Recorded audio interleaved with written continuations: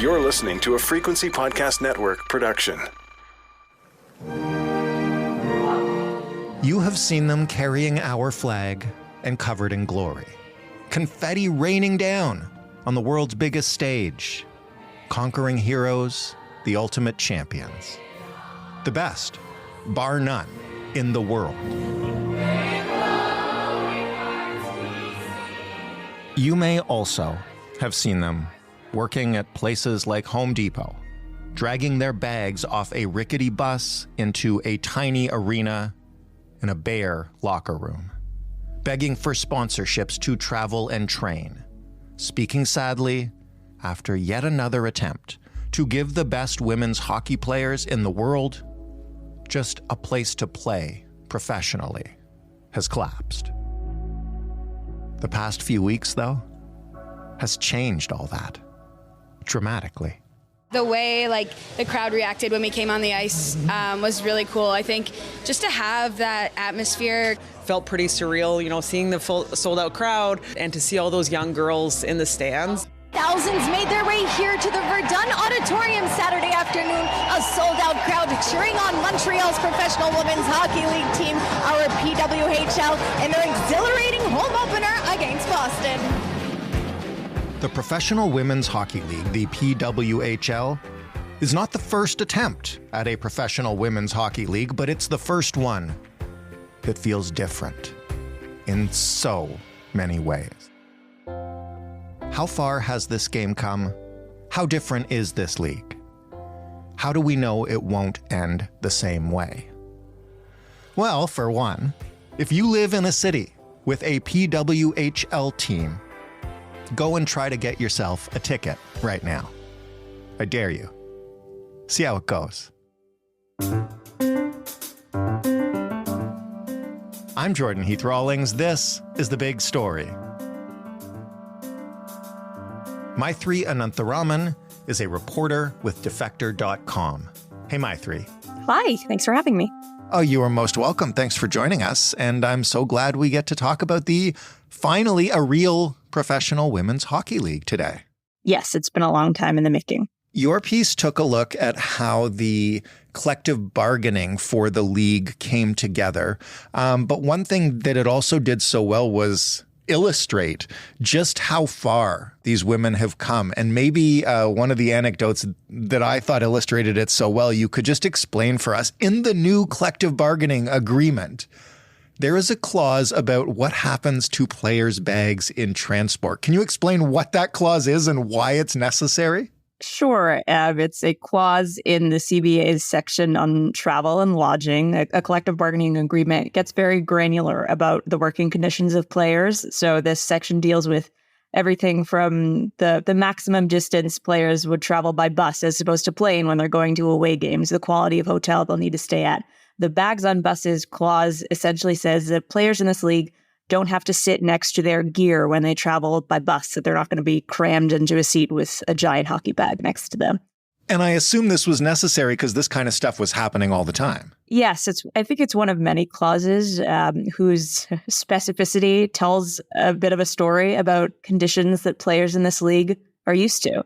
PWHL players, when they talk about this labor agreement and the standards in this league, of course they talk about things like pay and benefits, but they also are thrilled about things like this, things we probably take for granted in other professional sports that this group of players really does not.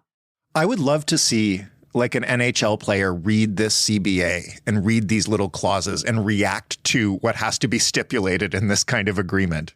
Yeah, one thing I did when I wrote this story is I talked with Brian Burke, who is going to be the executive director of the Players Union.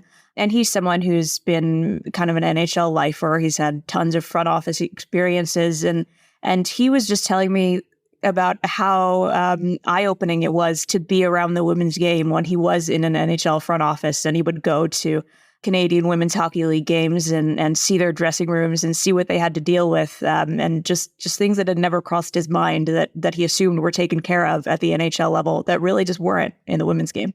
You mentioned at the beginning, it's been a long time coming. How long has it been? How many attempts have there been previously to create a real professional women's hockey league? Yeah, it's a young sport in terms of its development. of course, women had been playing hockey for a long time, but mostly at the amateur level or collegiately. Women's hockey only became an event sanctioned by the International Ice Hockey Federation and then by the Olympics in the 1990s. And so the opportunities to play it and have some exposure were rare. And so I think once it did become an Olympic sport, then you did see a few attempts in the late 90s, the initial National Women's Hockey League. There was a Western Women's Hockey League in the early 2000s that didn't really go anywhere. And so then there were a couple attempts after that got us to where we are now. But it's both been a long road and then also it's a young history.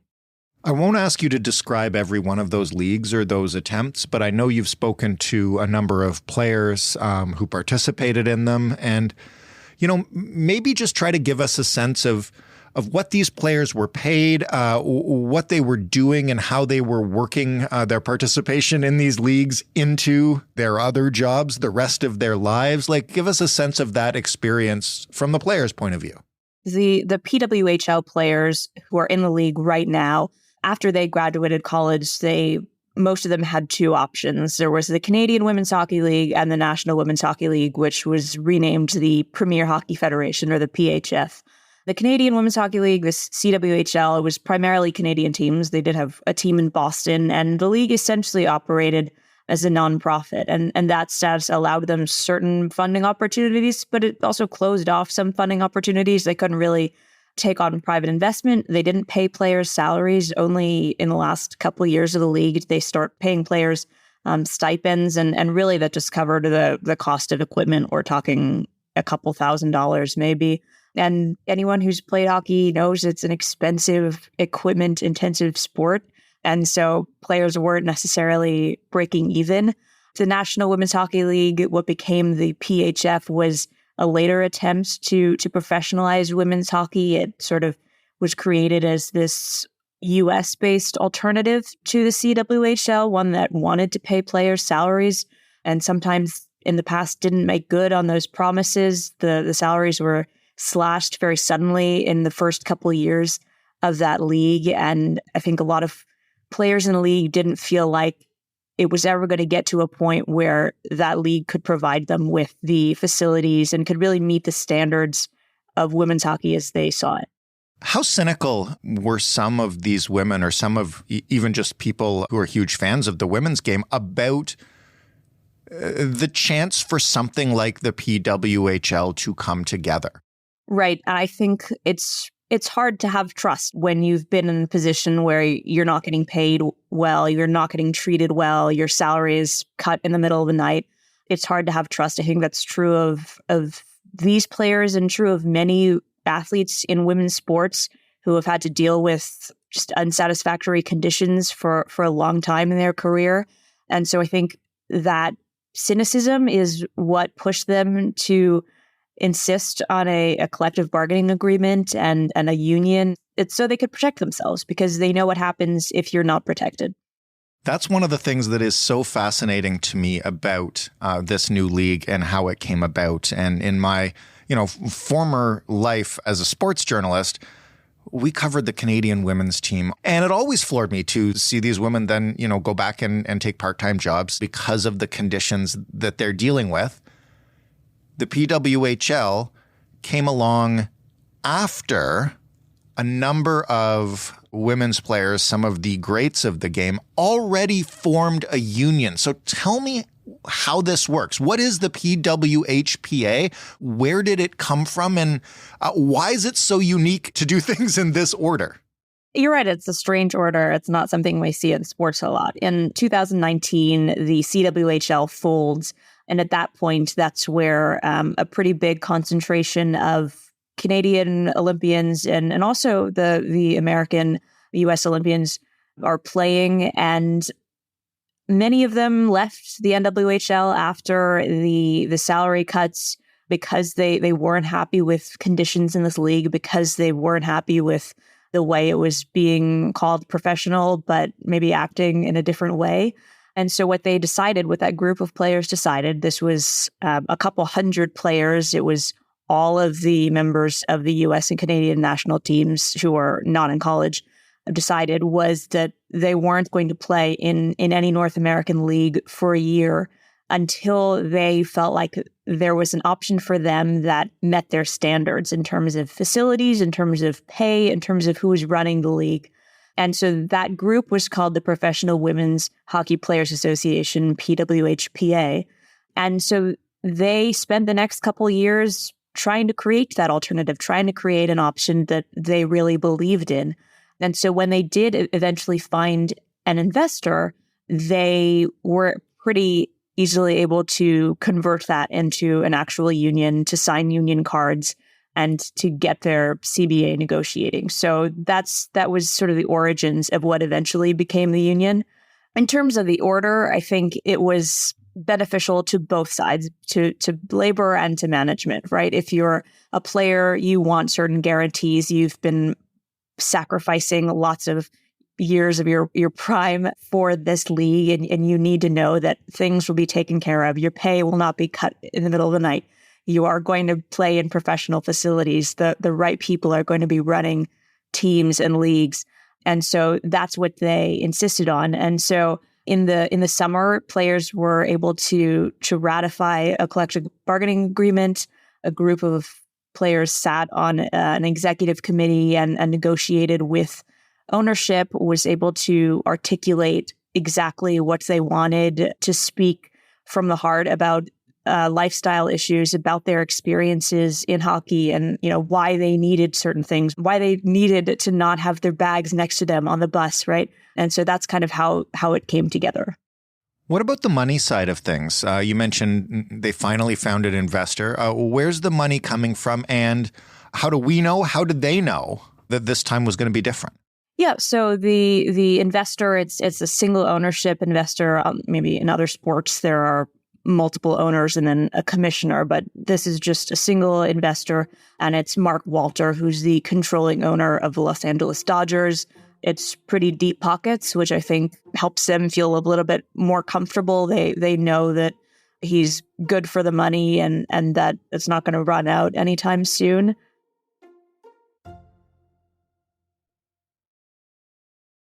Was there a moment when it became clear, either to the players when they tell you about it or to the people who follow the women's game closely, that this league was for real, that it was really going to happen and soon, and there was big money behind it, and this wasn't a pipe dream anymore?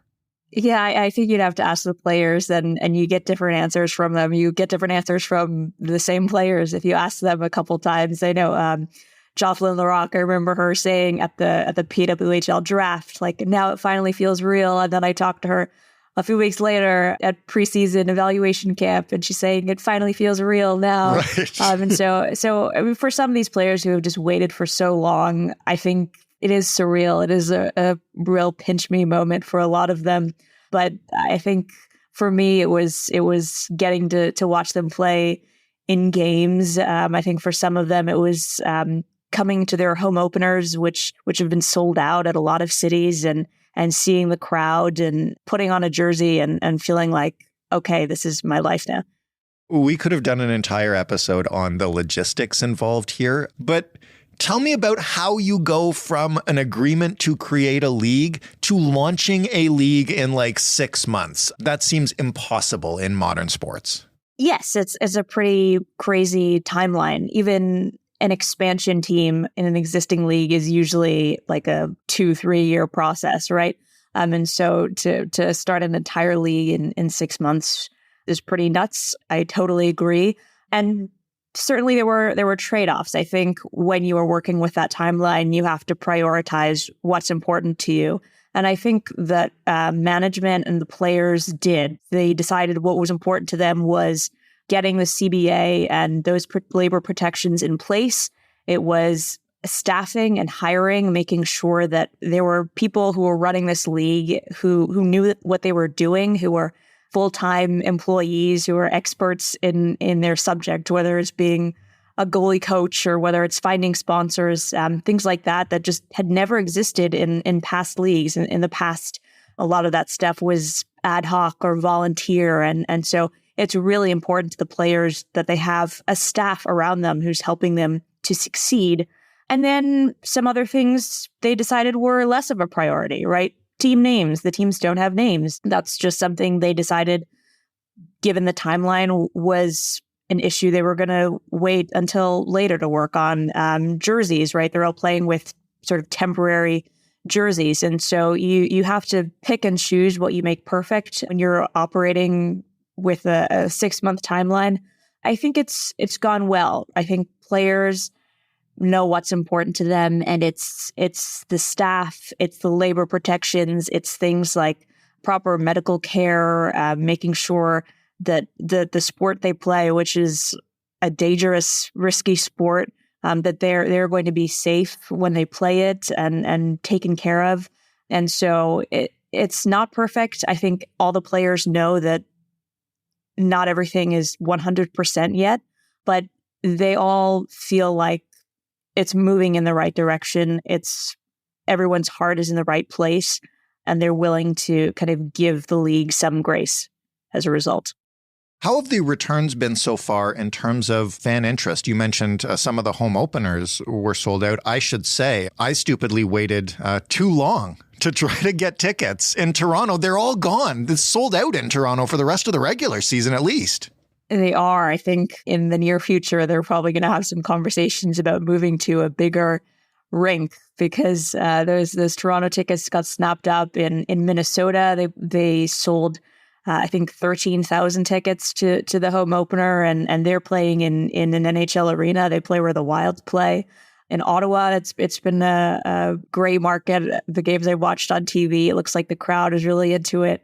Montreal, they just played a game in Laval yesterday, and I was watching the crowd there, and it just looked packed. And so, yeah, I think the attendance has been great, especially in Canadian markets. And then on TV as well, they have regional sports network deals with the U.S. markets, and then some additional deals with CBC and TSN and Sportsnet. The inaugural game that was in Toronto, the league said that it reached something like 3 million Canadian viewers across 3 networks, and so there's a lot of interest.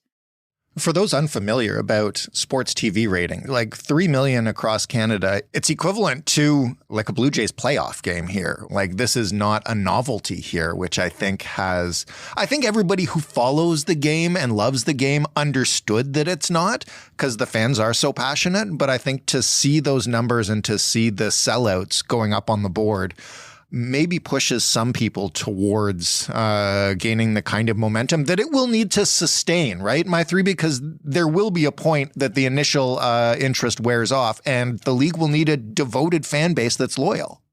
Yes, I think that's a good point. There is a history, especially in women's sports, of new leagues getting a lot of great press and hype in their first and second year. This is especially true of the WNBA, when the NBA put a ton of money into marketing and promoting it in the first couple seasons, and then not being able to really sustain that momentum or stopping the investment.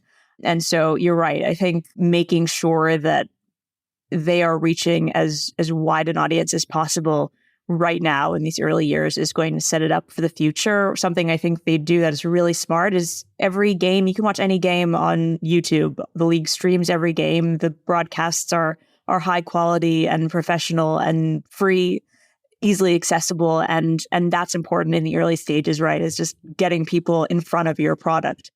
How do we really know that this will be different from past attempts in terms of that staying power? And especially here, I guess I'm talking about finances. We know the owner has the money to continue. Like, the actual possession of the cash is not the problem. But if the league does run into a dry patch or is unprofitable or trends downward, what assurances do the players have? Does the union have that it can weather that kind of storm? Like, every league does have those lulls in fan interest or just revenue.